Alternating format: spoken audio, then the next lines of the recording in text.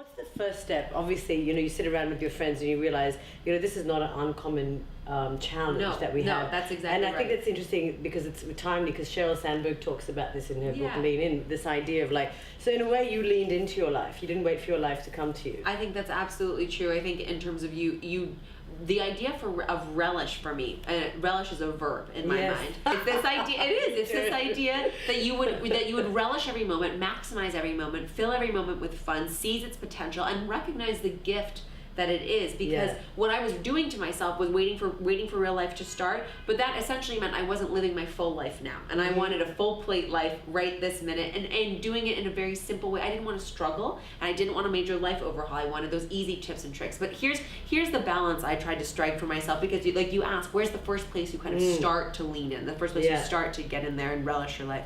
And I started with food, and that's why the recipes weave themselves through the book the way that they do. And it's because my adventure and my process towards a happier, healthier existence started with food. It started with losing weight. I was 180 pounds when I was 17. By the way, that's really hard to believe, because as beautiful as you are, so you must have done a shift. Was it a mindful shift where you said, I don't want that body, or I don't want to eat that way. I want to live a life like this. I want to live an energized life. And I know your dad talks about that all the time. How do you live an energetic life? Energy for you, energy for your family. So tell us about that.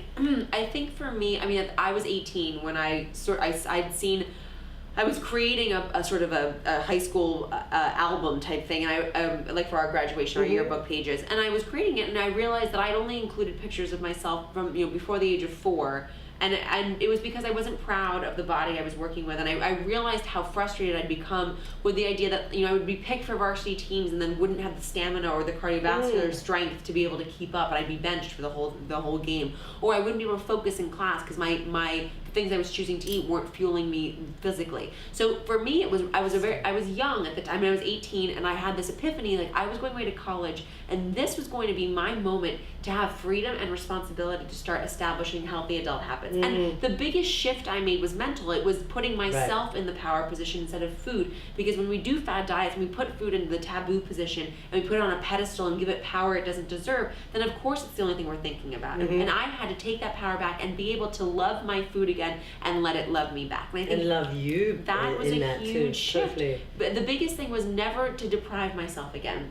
I wanted to make health a priority and not an obsession. And I think that's such an important thing for all of us, whether you have your perfect body or not. We tend to think of food as this sort of all-powerful being. We have this obsession with it. We think of it in black and white. Either you're healthy or you're not. And I wanted healthy but indulgent options. I wanted it to be something where I could really love and enjoy my food, but keep my body on track the way I wanted it to. And as soon as I took the deprivation away and reminded myself that I could have anything to eat whenever I wanted to, it suddenly, miraculously, you're the powerful one again. So that for me was the big shift. But in any case, the boundaries that I drew for myself, or the balance that I tried to strike, when I looked and thought, what's healthy, what's convenient, what's easy and simple and accessible for me, and what's beautiful and what's delicious and what's fun. And I sort of applied that matrix first to food, and then I took it to style in my home and my wardrobe. I took it to my relationships in my family, my friends, and my husband, and then I took it to my career. And I look at those as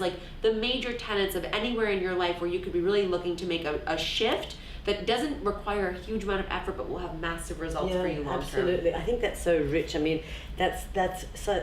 Those lessons are simple, and they're accessible, and they're rich. I think they really, there's something that happens when you eat just to sort of energize your body and to get yourself from there to there. Yes, as fuel. As fuel. And that's a sort of, it's a mechanistic way of looking at the body. But I think, and I subscribe very much to this, as to this idea of mind, body, spirit, awareness, eating mindfully, and eating, what I liked about relish very much, as you can see, and these are all my favorite things, which I'm going to show you guys, by the way. We're going to share some of the yummy recipes and pictures in here, but I might even try them on camera, Daph, maybe. Right? Please do. I would love that.